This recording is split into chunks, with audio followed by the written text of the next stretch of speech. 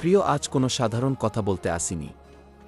আজ বুকে একরাশ সাহস আর চোখে এক আকাশ স্বপ্ন নিয়ে তোমাকে কিছু বলতে এসেছি। জীবনটা তো আসলে একটা উপন্যাসের মতো। প্রতিদিন নতুন নতুন চরিত্র আসে, নতুন নতুন পাতা ওল্টায়। আমার এই জীবনের ডায়েরিতেও অনেক অধ্যায় এসেছে আর গেছে। কিন্তু যেদিন থেকে তুমি এই গল্পে পা রেখেছ, সেদিন থেকে হিজিবিজি লেখা পাতাগুলো কেমন যেন সুন্দর একটা কবিতার মতো সুর খুঁজে পেয়েছে।